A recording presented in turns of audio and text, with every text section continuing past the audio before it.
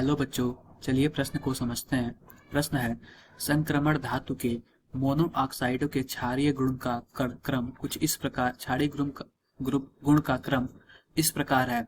विकल्प ए है, विकल्प बी है, विकल्प सी है और विकल्प डी कुछ इस प्रकार दिया हुआ। तो बच्चों, सबसे पहले हम प्रश्न की मुख्य अवधारणा को समझते हैं कि प्रश्न की मुख्य अवधारणा क्या है। लिखते हैं यहाँ पे मुख्य अवधारणा। तो बच्चों, हमारा जो संक्रमण तत्व कुछ इस प्रकार दिया हुआ है। सबसे पहले दिया हुआ है टाइटेनियम, फिर है वेनेडियम, फिर है क्रोमियम और फिर है आयरन।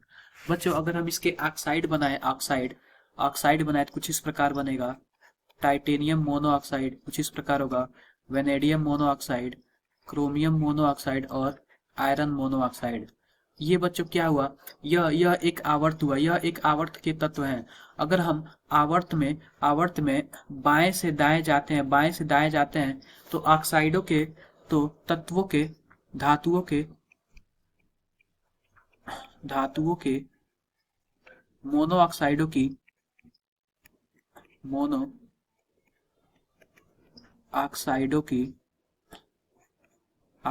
की क्षारीय प्रकृति घटती है। क्षारीय प्रकृति घटती है।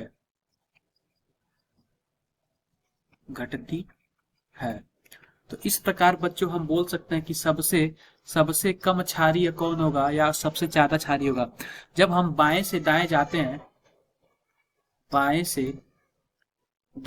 हैं, तो क्षारीय प्रकृति घटती है। इसका मतलब सबसे ज्यादा क्षारीय टाइटेनियम मोनोऑक्साइड हुआ, फिर उससे कम क्षारीय वेनेडियम मोनोऑक्साइड हुआ, उससे कम क्षारीय क्रोमियम मोनोऑक्साइड हुआ, सबसे कम क्षारीय आयरन मोनोऑक्साइड हुआ।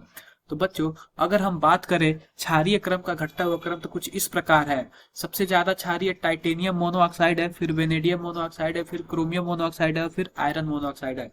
तो बच्चों, आओ देखते हैं कि हमारा कौन सा विकल्प सही है। विकल्प ए में देखते हैं कि titanium monoxide, vanadium monoxide, chromium monoxide और आयरन मोनोऑक्साइड, यानी यह विकल्प हमारा बिल्कुल सही है। विकल्प दूसरा देखते हैं, इसमें वेनेडियम मोनोऑक्साइड को पहले लिखा है, यानी यह गलत है। तीसरा विकल्प देखते हैं, इसमें क्रोमियम मोनोऑक्साइड को पहले लिखा है, ये भी गलत है। विकल्प चौथा देखते हैं, इसमें टाइटेनियम मोनोऑक्साइड फिर आयरन मोनोऑक्साइड को लिख दिया, यानी ये विकल्प गलत है। तो बच्चों, अगर हम अपने मुख्य अवधारणा के आधार पर देखें तो हमारा विकल्प प्रश्न का विकल्प ए सही है। बच्चों, आशा करते हैं कि आपको मुख्य अवधारणा के आधार पर प्रश्न समझ आया होगा। धन्यवाद।